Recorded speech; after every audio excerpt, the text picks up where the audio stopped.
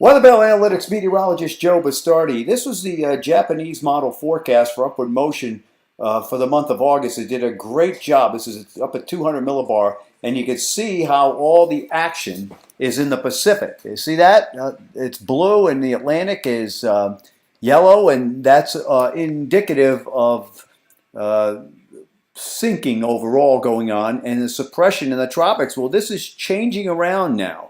And you can see that the blue is in the Atlantic. And look at this sinking forecast for the month of September over the Southwest Pacific. So the action comes into the Atlantic. Now, folks, we try to put this out from 10 days ago, 9 days ago, 10 days, last Thursday, the JMA was signaling this was going to happen. And I'm going to show you why it's happening. Well, first of all, we've got another monster typhoon that's heading for southern Japan. And the water has been cooling. See the cooling going on here? It's now cooler than normal because of one typhoon after another. Notice this configuration of very warm water, very cool water, and notice the water is warming off Africa here. Now what this does, when you have that kind of configuration in there, it leads to a lot of storminess trying to develop over the North Atlantic. And when you get storminess over the North Atlantic, you get what's referred to as a negative North Atlantic oscillation begins to develop. Now, during the wintertime, that is something that we look for a lot of snow, believe it or not. But during the summertime, what happens is, or especially in September, if you get lower than normal pressures here, they will, and you'll get higher than normal pressures just to the south of it. You'll reduce the strength of the easterlies off Africa. So let's look at how this works out. The North Atlantic oscillation is going negative. Now, let's get back to the Pacific first because you see how that water has cooled there. What I'm doing here is I am showing you the linkage between what's going on in the Pacific and what's going on in the Atlantic. By the way, all that cold water in the North Atlantic is a natural process of cyclical change that we've shown you before, that when you get these warm periods, and there's no question the globe is in a warm period, the increase of water vapor will cause it to snow more in the northern hemisphere winters, and that melts off, and that in turn runs into the ocean and starts cooling the ocean. And there's all sorts of theories as to how this works. And of course, there's one theory now that CO2 is doing it.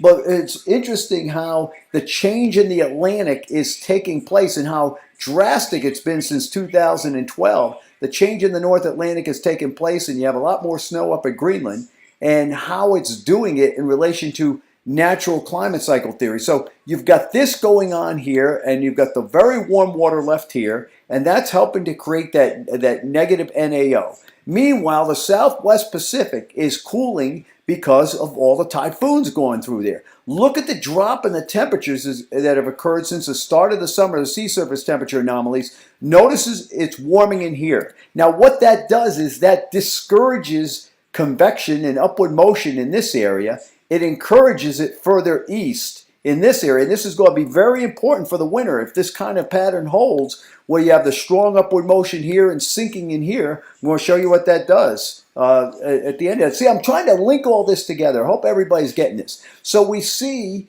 that we're moving from one thing to another. Now we're saying, okay, we're going to have an active September in the tropics, right? If you look really close, you can see here's stronger than normal winds, weaker than normal winds, but there's all weaker than normal winds now showing up here off Africa. So instead of having these strong winds blast dust off Africa and the easterlies being very strong and increasing shear, it's going the other way. Low-level winds are decreasing. What does that mean? Well, if the winds are supposed to be blowing with a certain ferocity, I don't know if I want to use that term, if the trades are weaker than normal, air starts going up. So here's Florence developing. Why does this say, well, we're negative on the western side? Is because we're looking at the component of the wind. Usually, let's say it's blowing out of the east at 15, 20 knots. It means it's negative. In other words, there's no wind there. And if there's stronger than normal winds here, weaker than normal winds here, the air has to go up. So you're seeing all this linked together. The cooling of the North Atlantic doing this, okay, leading to the weakening easterlies because of the negative NAO and lower pressures that develop there. Higher pressures develop to the south of that, near 40 degrees north, that starts the wave train going to the west. So here's our forecast. This first feature in here, I think, is going to try to become a storm and reach it. We've been on this thing for it was nothing when it came off Africa. We say look out because the pattern would improve coming into the Gulf. So we have a tropical storm coming into the Louisiana coast the middle of next week, and this gets tricky because if it stays offshore, it's a real problem further west. Florence is going to try to recurve. If it misses the connection with the trough, it'll turn back to the west and could be a threat to the United States after the 12th. Subsequent waves come off after that. And look at how warm this water is in the North Atlantic here, south of the main cold zone. So this also encourages the buildup of an upper ridge of high pressure. So we've gone from the Simon and Garfunkel pattern of sounds of silence to what is a ridge over troubled water. You build it, they will come. We showed this last week that you put a big positive over the Northeast, you always have to look out underneath. So there's day 5, and we get out to the 6 to 10 day means. That's what day 1 through 5 means. There's that west-east ridge. Notice how this is over the colder water trying to go south, the ridge trying to come back into Greenland, right? But if there's anything that's caught underneath, it's coming west underneath that. So we have to really look out. Now, what are the implications for the winter? Well, suppose you have this cold water in the eastern Indian Ocean into the southwest Pacific, warmer water here. It leads, this is phase 8 of the Madden-Julian Oscillation, phase 1 of the Madden-Julian Oscillation, suppresses precip here. Precip is increased toward the equator and to the east of the date line in here and near the date line. And then this is phase 2, okay? And look what phases 8, 1, and 2 give you during the winter. Very, very cold temperatures. So what we're seeing now is actually backing up our winter forecast already.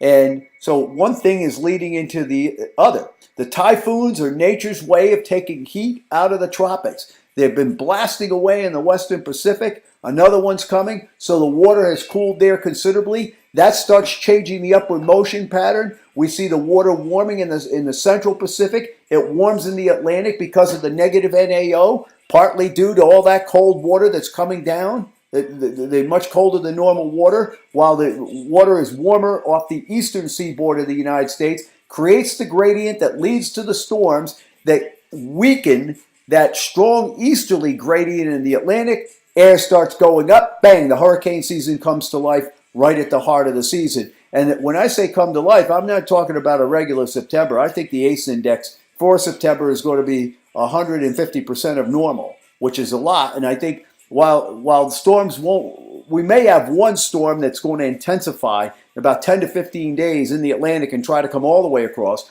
Florence will remain relatively weak, and the weaker she remains, the more the chance they can turn back to the west at the United States and intensify in the latter part of her career. Remember, our preseason forecast had storms further north relative to averages being stronger than what they were further south. And of course, then we have the Gulf system. So I hope I'm making myself clear. This is all, it's a ding, ding, ding, ding, ding. It's all interrelated over here. Anyway, that's it for now. Enjoy the weather. It's the only weather you got.